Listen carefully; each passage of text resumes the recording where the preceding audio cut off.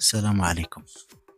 قبل ما تخرج قائمة المنتخب الوطني الجزائري، كل الناس راهم يهضروا على الأسماء والتسريبات، لكن الشيء اللي ما انتبهش له حتى واحد هو أن أخطر لحظة في أي منافسة ما تكونش في المنافسة بحد ذاتها، بل هي قبل أن تبدأ أصلا. مرحلة ما قبل إعلان القائمة ماشي مجرد انتظار عادي، بل هي عبارة عن ضغط كبير يتقاطع فيها القرار الفني للمدرب مع كلام الإعلام ومع توقعات الجمهور. في هذه اللحظة المدرب ما يكونش يفكر فقط في أفضل اللاعبين، بل يفكر في الصورة الكاملة للفريق، كيفاش يوازن بين الخطوط وكيفاش يواجه الضغط القادم وكيفية تسيير المنافسة ككل. أما الجمهور الجزائري يعتقد أن القائمة هي ببساطة أفضل 23 لاعب تملكهم الجزائر، لكن الحقيقة مختلفة تماما، حيث أن القائمة هي حل لمعادلة معقدة وليست مبنية على ترتيب للأفضل. هناك 3 عوامل تتحكم في الاختيار. أول عامل هو الجاهزية البدنية لكل لاعب. ثاني عامل هو التوازن التكتيكي والقدرة على تطبيق الخطط والأفكار التي يقدمها المدرب للاعبين. وثالث عامل هو قدرة اللاعب على تحمل الضغط سواء طيلة المباراة أو طيلة المنافسة ككل.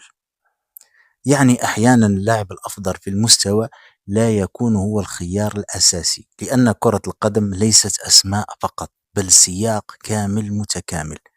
ومن زاوية أخرى، المشكلة ليست فقط في قرار المدرب، بل في الصورة التي يصنعها الجمهور قبل حتى إعلان القائمة. فكل واحد فينا يدير قائمة خاصة به في ذهنه ويعتبرها هي الحقيقة، ويبقى ينتظر القائمة الرسمية. ولكن عندما ما تكونش متطابقة مع القائمة الرسمية، يبدأ الجدل والنقاش والقيل والقال، وعلاه جبنا هذا وعلاه ما جبناش هذاك وإلى آخره. وهذا النقاش والجدل قبل أن تبدأ المنافسة أصلا، وهنا يتحول القرار من قرار رياضي إلى نقاش جماهيري كبير. ونعرف جميعا أن الجماهير تحكمهم العاطفة أولا وقبل كل شيء.